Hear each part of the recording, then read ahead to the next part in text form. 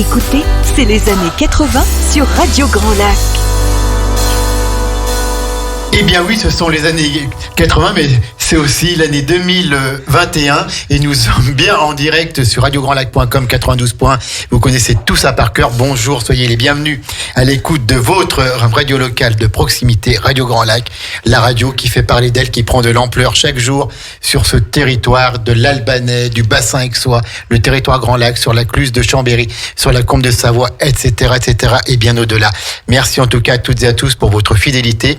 11h01, nous sommes jeudi matin, vous savez ce qui va se passer. Nous accueillons Laura pour sa traditionnelle chronique 30 minutes à l'endroit. Je peux vous dire, pour avoir vu les 30 minutes à l'envers, c'est pas mal. Ne raconte pas tout, Jean-Pierre. Bonjour tout le monde, bonjour à tous. Comment vas-tu, Laura ? Mais ça va bien. Même si en ce moment l'actualité est assez brûlante côté droit, c'est vrai qu'il y a des choses à dire. Donc il y a plein de choses à dire parce qu'on entend des choses qui nous énervent un petit peu quand on a fait du droit. Et comme je disais tout à l'heure, quand on voit ce qu'on voit, quand on entend ce qu'on entend et qu'on sait ce qu'on sait, il n'est pas étonnant qu'on pense ce qu'on pense. Exactement. On salue la présence parmi nous de Sandra quand même. Et ça fait plaisir de l'avoir avec nous, Sandra. Et salut les deux loulous, comment ça va ? Quand t'es là, ça va toujours bien, c'est bien. Et Antoine, je voulais quand même te dire qu'on nous entend pas seulement sur le territoire Grand Lac, mais qu'on nous entend actuellement à Rumilly, puisqu'il y a Alessandro qui nous écoute, et dans le Nord, puisqu'il y a Benjamin Marcy, qui est avocat au barreau de Lille et qui est spécialiste du droit public, qui nous écoute actuellement et qui m'a aidé à préparer l'émission. Eh bien alors, deux choses. Rumilly, j'en avais parlé puisque j'ai cité l'Albanais. Et oui, c'est vrai, c'est l'Albanais. Rumilly étant la capitale de l'Albanais. La capitale de l'Albanais. Pour le Nord, je ne le savais pas, mais je salue en tout cas notre cher maître qui nous écoute et on le remercie pour le soutien. Et puis Laura Campisano, qui est ancienne avocate au barreau de Lille, donc cher maître, vous avez la parole. Merci Monsieur le Président. Alors, je sais que t'adores quand je dis ça. C'est notre petit jeu maintenant. Voilà, c'est ça. Alors du coup, effectivement, aujourd'hui, je vais essayer de vous expliquer le plus clairement possible ce qui se joue en ce moment et tout le monde est tout à fait au fait d'une loi qui est en train d'être discutée pour bientôt être votée à l'Assemblée nationale encore ce matin, puisque normalement c'était fini hier et ça partait au Sénat aujourd'hui. Alors, parle-nous peut-être un petit peu Assemblée nationale et Sénat. Voilà, c'est ce qu'on appelle le Parlement. Exactement, très bien. Le Parlement, le bicamérisme français. Il y a aussi un bicamérisme aux États-Unis, mais nous en France, on a un système bien à nous. Alors normalement, il y a soit un projet de loi, soit une proposition de loi qui est formulée, soit par le Premier ministre, le gouvernement, soit par les députés eux-mêmes, l'Assemblée nationale. Mais cette fois-là, c'est un projet de loi qui est proposé par le gouvernement. Donc, on sait bien qu'un projet de loi, c'est le gouvernement. La proposition, c'est les députés, tout à fait. Ou un sénateur. Ouais, mais c'est souvent les députés. Et donc, du coup, là, on parle bien de la loi qui veut étendre le pass sanitaire. Il faut que tout le monde ait bien à l'esprit que le pass sanitaire a déjà été voté le 31 mai 2021. D'accord ? Le pass sanitaire existe déjà, il a déjà été voté et à l'unanimité, c'est fait. Déjà. C'est fait ça. Le pass sanitaire existe. C'est pourquoi il est applicable depuis hier, 21 juillet, dans les lieux de loisirs qui accueillent plus de 50 personnes. Parce que il y a un décret qui a été pris par le Premier ministre qui vient appliquer cette loi qui a déjà été votée au mois de mai. Donc là-dessus, il se passe rien. Il y a rien de nouveau sous le soleil, il applique juste une loi qui existe déjà. En revanche, ce qui est tout à fait différent, c'est ce qui est en train d'être voté aujourd'hui. Parce que la loi sur le pass sanitaire n'est pas, à l'heure actuelle, applicable aux restaurants, aux bars, aux cafés, etc. Il y a plein de situations du quotidien qui n'étaient pas du tout visées par cette loi. D'ailleurs, au départ, le gouvernement avait indiqué que ce n'était pas d'actualité et que ça n'allait pas faire l'objet d'une application dans la vie du quotidien. Mais on a un delta qui plane. Elle est bonne celle-là. Et le delta plane, tout à fait. On salue Hugo qui nous écoute quand même, d'autres copains. Hugo, salut Hugo. Ah bah c'est sympa, merci. Donc effectivement, il y a aussi sans aucun doute pas mal de gens qui nous écoutent et je sais pas encore qui nous écoutent parce que je suis concentrée. J'arrive. Mais en tout cas, je sais que vous êtes nombreux et qu'il y a quand même du monde et merci. Et parce que aussi, ça intéresse, je pense, pas mal de monde que de lire aussi plus ou moins n'importe quoi. Par exemple, hier soir, je suivais religieusement les débats à l'Assemblée nationale qui étaient plus que houleux, on peut le dire. pour préparer, en prévision de cette émission, parce que l'émission était prête, mais comme il y avait des débats, je voulais voir s'il allait y avoir des avancées. Et par exemple, sur les réseaux sociaux, parce que je regardais à côté, il y a des gens qui comprennent pas du tout les amendements et qui commentent et qui s'indignent pour des choses qui n'existent pas. Par exemple, sur l'autorité parentale. Oui. Actuellement, n'est pas encore votée la loi. Elle n'est pas votée, hein. Donc que ce soit clair pour tout le monde, elle sera pas votée tout de suite. Je vais vous expliquer quand elle le sera. Hier, ils ont adopté un amendement. Donc c'est un amendement, c'est une rectification, on va dire, quelque chose qu'ils vont rajouter sur le texte de loi. Voilà. On met une position plus claire. Exactement. On insère quelque chose. Ce qui est proposé par un des députés et qui a été accepté, c'est que l'autorité, enfin en fait quand les parents, vous savez que un enfant a un père et une mère la plupart du temps, ou deux mamans ou deux papas, mais en tout cas il a au moins deux parents, et que les deux parents ont ensemble l'autorité parentale. L'amendement l'amendement du député, c'était de dire voilà, si un des deux parents n'est pas présent, l'autre parent peut décider soit de faire tester son enfant, soit de le faire vacciner sans le consentement de l'autre parent. Or, les gens sur les réseaux sociaux n'ont pas compris ça, parce qu'en fait, le droit n'est pas à la portée de tous. Il n'est pas clair. Hélas. Et donc, quand on lit ça, les gens ont compris que c'était à l'école, qu'on allait mettre les gosses à l'école et qu'en revenant, ils allaient être vaccinés. C'est impossible de faire ça, parce qu'il faut l'autorité parentale pour vacciner un enfant, et que l'autorité parentale, c'est les parents qui l'ont, comme son nom l'indique. Donc voilà, ce genre de choses, c'est des contresens et des indignations. Enfin, gardez votre énergie en fait. Y a des choses sur lesquelles s'indigner, et je vais vous expliquer actuellement ce qui se passe.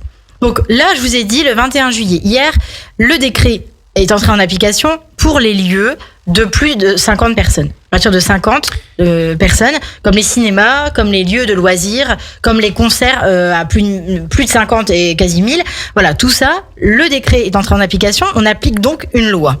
Jusque-là, ça va. Et voilà, et c'est un petit peu une nouveauté maintenant que ces décrets d'application où il y a beaucoup de lois qui ne sont même pas appliquées et applicables parce que les décrets d'application ne suivent pas toujours.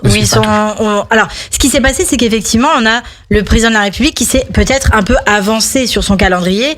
Il souhaite quelque chose, mais lui, au lieu de dire « je souhaite que ce soit voté en août », il a dit « à partir du mois d'août, ça sera comme ça ». L'objectif du président de la République, à mon sens, et en tant que juriste, pas en tant que personne physique qui donnerait pas mes opinions à la radio, mais en tout cas, en tant que juriste, je comprends qu'il met la pression, mais il est lui-même sous pression. Il met la pression en expliquant que voilà, il essaye de créer un électrochoc chez les gens. Là-dessus, on en avait discuté hier avec Benjamin en préparant cette émission. Il a essayé de créer un électrochoc chez les gens, mais on sait très bien que ce qu'il dit va être assoupli. On le sait, ça a toujours été comme ça. Il dit quelque chose, mais derrière, on assouplit forcément. Donc là, d'ailleurs, c'est déjà en train d'être assoupli petit à petit. Ce qui ne veut pas dire que ce soit une bonne ou une mauvaise chose. Moi, je suis pas là pour vous dire ça, je suis là pour vous dire ce qui va se passer. Donc, il faut avoir l'esprit que tout se fait en deux temps. Premièrement, on a le décret d'application qui a permis l'entrée en vigueur hier de ces nouvelles dispositions. Et puis deuxièmement, on a l'examen de cette loi. Il l'avait dit dans son allocution du 12 juillet. L'allocution et pas l'allocation, parce que je crois pas qu'il y ait de la thune à la clé. L'allocution permet en fait de modifier la loi pour étendre. Dans sa allocution, il disait qu'il allait saisir le Parlement pour étendre le pass sanitaire. Donc premièrement, il y a eu quoi ? Il y a eu l'avis du Conseil d'État sur le texte qui allait être présenté. Tout à fait. Le Conseil d'État, c'est quoi ça ? Alors le Conseil d'État, c'est un des plus hauts degrés de juridiction en France, public. Administrative française. Voilà, c'est administratif. Alors que de l'autre côté, on a la Cour de cassation, qui est judiciaire et qui est plus privé. Le Conseil constitutionnel pour ce qui est constitutionnel. Là, c'est encore au-dessus et ça arrivera en fin de course. À la fin. Donc Conseil d'État d'abord. Il donne son avis, il a donné un avis avec des bémols sur certaines dispositions du texte tel qu'il allait être présenté par le Premier ministre. Ensuite, le Premier ministre donc a réuni le Conseil des ministres le lundi, alors que d'habitude, en général c'est le mercredi. Là, c'était lundi 19. Pourquoi c'est le mercredi d'ailleurs ? Alors ça, on demandera à Julien Donzel, je suis sûre qu'il va nous le dire. Je pourrais vous le dire aussi. Ah bah super. Alors le Conseil des ministres s'est réuni le lundi 19, une semaine après l'allocution du président de la République. Et là, il y a la commission des lois qui s'est ensuite réunie avec ce texte jusqu'à 5h du matin, avant-hier. Donc avant de passer à l'Assemblée nationale pour être débattu, il est d'abord passé par la commission des lois. Ensuite, Assemblée nationale, débat hier et un peu aujourd'hui. Et ensuite, c'est le Sénat. c'est une procédure accélérée. D'habitude, il y a une navette, c'est-à-dire que la navette parlementaire, c'est une lecture à l'Assemblée nationale, hop, on envoie au Sénat, une lecture par le Sénat, on renvoie à l'Assemblée nationale, qui renvoie au Sénat. On peut même avoir des commissions mixtes paritaires, exactement, des CMP. Hein. Exactement. Et en fait, ce texte, il est trituré dans tous les sens. Donc, c'est pas le texte du départ qui va arriver à la fin. Trituré, mais par contre, il doit être voté en termes identiques au Sénat et à l'Assemblée, d'où les commissions mixtes paritaires. Et donc là, c'est une procédure accélérée, c'est prévu par la Constitution, donc là-dessus, il n'y a pas de violation de règles. Ah, tout à fait. Tout va bien. Il y a une lecture par chambre, et ensuite, la commission mixte paritaire peut se réunir si jamais les chambres ne sont pas d'accord. Et dès qu'on a une lumière blanche qui apparaît à la tête du Sénat... Non, je déconne. Ah, Bémousse Papam. Non, en fait, on aura du coup la fameuse loi. Celle-là, spéciale dédicace, Benjamin, je sais que tu voulais un copyright. Je l'ai faite. Donc, il faut qu'ils soient d'accord. Absolument. Il n'y a pas de délai particulier. Ça peut être 2 jours, 1 semaine, 3 semaines. En tout cas, le but, c'est qu'on arrive à un accord. Quand on arrivera à un accord, il faut d'abord que le Conseil constitutionnel soit saisi, et il va l'être, puisque députés comme sénateurs ont annoncé qu'ils le feraient, et le Premier ministre lui-même a dit qu'il le ferait. Donc jusque-là, a priori, on avance normalement. Simplement, ça va plus vite. Parce que il y a un problème, en fait, ce que je dis expliquer à Sandra. Vous imaginez le gouvernement dans une voiture en train de rouler avec des gens en face d'eux, donc qui sont pas contents, et à côté il y a une espèce de boule qui avance, et cette boule c'est le Covid Delta machin. C'est le variant Delta. Et en fait là dans la voiture, dans la navette, on essaye d'avancer le plus vite possible. En face il y a les gens qui sont pas d'accord, donc ça pousse, et à côté il y a le virus qui avance. D'ailleurs hier Olivier Véran à l'Assemblée nationale a dit le virus s'il pouvait et qui nous regardait actuellement, je pense qu'il servirait une bière, parce qu'en fait on n'a pas le temps, c'est ce qu'ils expliquent. Ils sont en stress par rapport à leurs responsabilités. Et donc, forcément, c'est pour ça qu'ils ont choisi cette procédure accélérée, mais qu'ils n'ont pas choisi le 49.3. Le 49.3 où le gouvernement engagerait sa responsabilité et qui passerait en force sans débat contradictoire, sans débat démocratique. Et pas de vote. Et voilà. Pas de vote, et si jamais il y a le problème de la censure du la motion de censure qui peut être faite par des députés, là dans ces cas-là le gouvernement serait forcé de démissionner, mais ça n'a pas été fait. Le 49.3 pour l'instant n'a pas été dégainé, mais je pense que ça le fera pas, vu plusieurs raisons. Et c'est pourquoi la politique et le droit sont très liés quand même. En fait, c'est pourquoi le fait d'aller voter et de choisir le bon candidat et de s'intéresser aux élections a son importance quand on est, en fait, quand on est sujet de droit. Dans un état de droit, parce que c'est quand même normal. Si on s'intéresse pas à ce que proposent les députés, à ce que proposent les sénateurs, et qu'un jour ils se retrouvent à l'Assemblée à devoir voter un texte comme celui-là qui est quand même assez important, eh bien finalement on se dit si j'étais allé voter, peut-être que j'aurais, avec d'autres personnes, changer les choses. Or, l'abstention grandit. Les gens se désintéressent des élections, alors que les élections permettent aux politiques de faire le droit. Le législateur, c'est le Parlement. Donc voilà, faut quand même voilà. Donc cette petite parenthèse faite, le Conseil constitutionnel donc va être saisi et va vérifier la conformité de la loi avec la Constitution. En dernier lieu, le président de la République va signer. C'est lui qui va signer. Voilà, il va promulguer cette loi. C'est une signature, et là, ça rentrera en vigueur. Donc, vous voyez que pour le moment, c'est pas gagné. On n'en est pas encore à la fin des débats, parce que ça tire dans le temps. Alors, on entend des gens dire oui, c'est pas normal, des conditions sont pas optimales pour signer ce type de texte. Oui, mais non. Parce qu'en fait, ce texte, ça fait un petit moment qu'on le connaît, on sait qu'il va arriver, on sait que le pass sanitaire va arriver. Ce qu'on savait pas, c'est le Delta. On savait pas qu'il allait avoir des mutants, des virus mutants qui allaient arriver aussi vite. Or là, eux, en tant que gouvernement, ils engagent une responsabilité au niveau sanitaire. Si jamais ils ne prennent pas cette responsabilité et qu'il y a effectivement encore des centaines de milliers de morts, c'est sur eux que ça retombe. Donc effectivement, ils engagent une responsabilité, c'est touchy, et niveau responsabilité, pour le moment, ils n'accepteront pas de prendre ce risque, parce qu'ils l'ont bien expliqué. Oui. En fait, c'est soit le pass sanitaire étendu, soit le confinement. Soit l'autre, tout à fait. Et là, on va du coup écouter un petit son qui va tout à fait en lien. Boule de flipper. C'est génial. C'est génial. C'est un navette. C'est un boule de flipper entre l'Assemblée nationale et le Sénat. Tu es en train de nous dire que c'est la pause musicale? C'est la pause musicale. Allez, on revient tout de suite pour ces 30 minutes à l'endroit tout à fait passionnante. Écoutez bien, Laura. On revient dans quelques secondes, dans quelques petites minutes. Radio Grand Lac sur 92.1. 92.1. J'essaye d'imiter la voix, mais je n'y arrive pas. En tout cas, vous êtes toujours sur le 92 points sur radiograndlac.com, votre radio de proximité, votre radio que vous aimez. Et nous sommes toujours en direct avec Laura pour cette chronique 30 minutes à l'endroit. Ce matin, on parle du vote de la loi sur l'extension du pass sanitaire, à travers ça un peu du vote des lois et comment ça marche dans ce beau pays de France au niveau du Parlement, de l'exécutif et tout. Laura, allez, c'est parti. Merci toujours, Monsieur le Président. Alors, effectivement, donc je vous ai un peu expliqué le contexte juridique. Pour le moment, on n'en est pas encore arrivé la loi n'est pas encore entrée en vigueur parce qu'elle n'est même pas encore votée, elle n'est pas terminée d'être discutée et qu'elle n'est pas promulguée. On est bien d'accord que c'est la loi sur le pass sanitaire qui a été voté le 31 mai. Par contre, là, on parle de la loi sur l'extension. Ça, c'est l'extension. Voilà, donc parce c'est que ça là qui est pas la loi du 31 mai ne permet pas, à l'heure actuelle, d'étendre le pass sanitaire, l'utilisation du pass sanitaire, donc l'imposition plutôt du pass sanitaire au lieu du quotidien. Bien sûr, les centres commerciaux n'ont pas été, alors d'après ce que expliquait Olivier Véran, mais c'est toujours un petit peu flou.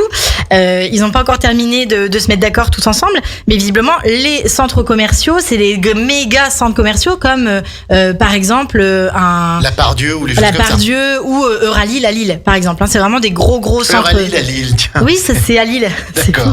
En plus, tu sais, ça a la forme du paquebot France. Là, je dévie complet, mais ça a la forme du paquebot quand tu le vois de loin. D'accord. C'est très beau. Très belle ville, Lille. Ah ouais, que j'embrasse. Une grande place. Si tu nous entends, Lille, je t'embrasse.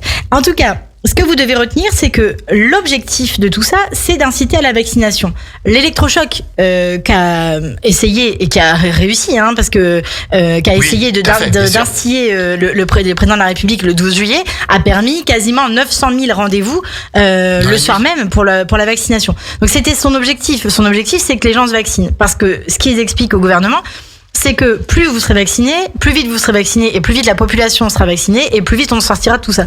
Ce qui est pas gagné et ils ont pas de boule de cristal. Mais eux, ils espèrent qu'avec ce moyen, ils y arriveront. En même temps, c'est un peu toujours des paris contre la montre. Personne ne connaît véritablement ce qui va se passer après. Alors là où c'est pas gagné, et je ferai aussi un petit point, bien entendu, sur les manifestants. Parce que c'est important aussi. Là où c'est pas gagné, c'est que vous devez savoir que si la majorité présidentielle prône, enfin, en tout cas, est la plus importante à l'Assemblée nationale, au Sénat, c'est plutôt une majorité LR. C'est l'opposition. Et c'est pas gagné. Et en fait, les sages, comme on les appelle, les sénateurs, eux, ils sont pas du tout d'accord. Et notamment un de nos sénateurs en Haute-Savoie, Loïc Hervé, qui est très virulent face à l'extension de ce pass sanitaire. Il dit pas qu'il est contre, il est pas contre la vaccination, il est pas contre le pass sanitaire, il est contre l'extension qui risquerait de faire des différences entre les gens. Et effectivement, on n'est pas dans un débat pour lui dans une idée pour lui qui soit vraiment et purement démocratique. Donc effectivement, on va avancer petit à petit dans ces discussions. Oui. Quand ça ira au Sénat, même si Gérard Larcher le président du Sénat avait l'air plutôt d'approuver l'extension du pass sanitaire, mais sous contrôle du Sénat, donc tout le monde fait très attention, tout le monde sort son parapluie, comme on dit en droit administratif, on sort le parapluie. Dans l'administration, on sort beaucoup le parapluie. On sort beaucoup de parapluie. On fait attention, il pleut énormément. Donc il dit qu'il essaie restrictif mais nécessaire parce que il faut absolument qu'on arrive à éviter un confinement. Sachant que hier midi, 21 juillet toujours, à 13h, le Premier ministre Jean Castex s'est adressé aux Français au journal de 13h, donc sur TF1, en expliquant que la 4e vague était là. Et Olivier Véran a rappelé par ailleurs à l'Assemblée nationale que 21 000 cas ont été décelés dans les dernières 24 heures. Donc on est vraiment alors on a moins de décès, et c'est grâce à la vaccination, j'imagine, mais j'en sais rien. En tout cas, il y a moins de décès, c'est ce qu'on constate, mais il y a encore beaucoup de contamination. Donc, ils invitent énormément à se vacciner pour pouvoir continuer la reprise économique. Donc, je vous le disais, c'est pas gagné au Sénat. Avant qu'ils arrivent à trouver un compromis et avant que le texte sorte, on verra ce que ça donne. Bien sûr que les gens sont très maladroits dans leur prise de parole. Quand on écoute Elisabeth Borne encore ce matin qui dit c'est bien qu'il y a un débat démocratique, mais à la fin la loi sera votée. C'est une très maladroite façon de dire qu'il y aura un texte à la fin. Voilà, tout à fait. Ça veut pas dire qu'on va passer en force contre l'avis du Parlement. Sinon, on aurait fait un 49-3. En sachant quand même que le dernier mot sera à l'Assemblée et non pas au Sénat, puisqu'on ne touche pas un texte sur les collectivités locales. Donc le dernier mot sera à l'Assemblée. Le Sénat va pouvoir permettre des amendements, va pouvoir permettre d'avancer peut-être ou pas, mais en tout cas mais il n'y aura pas de retour en fait. Donc c'est vraiment la commission mixte paritaire qui va devoir faire en sorte, s'ils n'arrivent pas à un accord, à se mettre d'accord. Alors là, c'est un travail de consensus là. Tout à fait. Et en fait, ce que vous devez bien retenir aussi, parce que il y a de l'autre côté, on peut pas l'extraire sur un plan juridique. Des manifestations, les gens sortent dans la rue et en fait, comme disait Pauline Esther, le monde est fou. Parce qu'effectivement, on a une problématique que les gens aillent dans la rue pour manifester. On l'a vu sur la réforme des retraites, on l'a vu sur tout un tas de situations. Les gilets jaunes en 2018, on a vu des tas de gens sortir dans la rue. En règle générale, en plus d'ailleurs, c'est les mêmes. Donc c'est-à-dire que les gens qui manifestent aujourd'hui ne sont pas que des anti-vaccins, ne sont pas que des anti-pass sanitaires, ne sont pas que des anti tout ce que tu veux. Pas surtout des anti-Macron. C'est beaucoup d'anti-Macron et un ensemble de personnes qui manifestent contre tout un panel de choses, tout un ensemble d'idées. Et ça, ils ont le droit de le faire. C'est autorisé, c'est démocratique et c'est normal. Simplement, il faut quand même rappeler qu'une manifestation, normalement, doit être déclarée en préfecture. Autorisée. Si possible, éviter la VRU de Chambéry avec des poussettes et des enfants, parce que c'est quand même un tout petit peu dangereux, surtout quand on n'a pas prévenu la préfecture. Donc la police doit stopper la circulation, etc. Ce qui s'est passé le 14 juillet. On a d'autres hier qui sont entrés dans la mairie de Chambéry pour décrocher le portrait du président de la République. Voilà, c'est pas la peine en fait. Tout ça, ça sert à rien. Manifester dans la rue, pourquoi pas? Il faut quand même que les gens gardent à l'idée qu'au lieu de manifester dans la rue, il faut aller manifester dans les urnes, en fait. Et c'est ça, en fait, sûr. Parce que tout se joue dans les urnes, puisque tous les gens qui ont été élus dans les urnes, même avec 10% des voix, même avec 15% des voix, parce que la plupart n'est pas allé voter. Avec une simple majorité. C'est eux qui votent aujourd'hui. Donc, la manifestation, c'est bien. Mais s'intéresser au débat démocratique, le vrai débat démocratique, c'est encore mieux. Donc c'est ça en fait aujourd'hui qui pose question, parce que là il y a des affrontements entre des vaccinés, des non vaccinés, des vaccinés qui sont pas pour le pass sanitaire, etc. Tout le monde s'affronte. Mais en fait tout ça, pourquoi faire? Parce que pourquoi faire en fait? En réalité, là juridiquement, vous êtes en train, pour la plupart de ceux qui manifestent de cette manière, de vous mettre en situation juridique bof quoi. Parce que décrocher un portrait du président de la République, vous le savez, il y a des gens qui ont été condamnés pour ça. Vous vous retrouvez sur la VRU avec vos enfants, bloquer la VRU, casser du matériel. Il y a les deux radars, je les ai bien vus hier sur la VRU, qui vont vers Laravoir, Bassins, etc., qui ont été tagués. Tout ça, si jamais on vous retrouve, c'est l'application de la loi en fait. L'application de et donc dégradation de bien public, atteinte au symbole de la République, ça, etc. C'est pas la peine de rajouter en fait. Hein, c'est pas nécessaire. C'est comme débrancher le courant d'un centre de vaccination. Tout ça, ça sert à rien en fait. Au contraire, ça peut même mettre des gens en danger. Donc et vous-même en danger finalement. Donc c'est ça quand même qui et aussi à mettre en parallèle la manifestation en France. Moi-même, j'ai manifesté depuis que j'ai 14 ans, je manifeste. Donc j'ai pas de problème sur la manifestation, mais avec mon père en tête de cortège. Enfin, voilà, la première manif, j'avais 14 ans au lycée. On a séché les cours pour aller manifester. Des manifs, j'en ai fait. Des manifs, j'étais dans la manif Charlie Hebdo. J'étais dans la manif sur plein de raisons. Mais il y a des moments où il faut pas non plus aller trop loin dans l'expression, parce que il faut pas oublier que le droit à l'expression, oui, on a le droit de s'exprimer, mais il y a une limite au droit à l'expression, c'est la loi en fait. C'est la loi. C'est derrière, on tape sur des sanctions pénales, parce qu'elle est comme ça, la loi, elle existe. Et dur à l'ex, c'est de l'ex. Exactement. La loi est dure, mais c'est la loi. Alors, oui, bien sûr aussi, et pour conclure cette émission, il faut aussi que vous ayez gardé à l'idée qu'il y a derrière tout ça un calendrier. C'est-à-dire que le président de la République a dans la tête le calendrier des élections avril 2022. Il va certainement, à moins d'une grosse surprise, se représenter pour un nouveau mandat. Alors que il y a là aussi, la France est divisée en deux. Les gens qui sont contre Macron ne font pas l'unanimité. Il y a moitié-moitié. C'est pas. On a l'impression dans les sondages que la France entière est contre Emmanuel Macron, mais il suffit d'aller sur LinkedIn pour regarder un peu les posts du président de la République pour se rendre compte qu'il a aussi des suiveurs. Donc il n'y a pas que des gens contre, il y a aussi des gens pour. Bien sûr. Et lui, du coup, fort de tout ça et fort de ce qu'il a mis en place, parce que en tant que président de la République, c'est-à-dire que chaque président de la République a eu sa catastrophe. Sous François Hollande, on s'en souvient, pour prendre la période la plus récente, Charlie Hebdo, les attentats, le 13 novembre, enfin tout ça, c'était sous lui. Aujourd'hui, Macron, c'est le Covid. Chaque président, de toute façon, a eu la crise économique. Exactement. Donc 2008, chaque président aura. Avant, il y avait les guerres. Son lot de exactement. Chaque président aura son lot de catastrophes. Et donc, lui, il va ramener son bilan et il y aura certainement des gens pour voter pour lui. Donc, lui, il pense à son calendrier. Il pense à son calendrier 2022. Il pense en tant que politique. Il se présente, vous l'avez bien vu, je pense que tout le monde a regardé 20 millions de personnes ont regardé l'allocution. Il a parlé en tant que président de la République pendant la première partie, et il a parlé en tant que candidat dans la deuxième partie. C'est-à-dire que là, il était vraiment parti plus en campagne. Il expliquait sur sa réforme des retraites et tout. C'est pas le moment, personne n'a écouté. Personne n'a écouté ce qu'il a raconté. Mais il fait ce qu'il veut, après tout. Et nous, simplement, en tant que juristes, on doit aussi regarder ce qui est faisable, ce qui n'est pas faisable, ce qui est facile à comprendre pour tout le monde et ce qui ne l'est pas. Simplement, si vous regardez les débats à l'Assemblée nationale, si vous vous intéressez au sujet, il faut vraiment essayer de trouver le moyen de le vulgariser. C'est ce que j'essaye de faire tous les 15 jours. Tout à fait. Parce que franchement, quand j'ai vu hier les contresens, les non-sens, je me dis que finalement, cette émission, elle est quand même assez utile. Mais bien sûr qu'elle est utile, chère Laura. Merci beaucoup une fois de plus. Merci de nous avoir à toi. Expliqué comment on va être voté, comment se déroule c'est dans ces jours-ci, donc on verra l'examen ce que ça et le donne. vote de cette loi sur l'extension du pass sanitaire. On te retrouve quand, Laura? Parce que je crois que c'est en septembre maintenant. C'est en septembre, je crois que c'est le 9 septembre, parce que dans ma mémoire est bonne. C'est le 9-9. C'est le 9-9.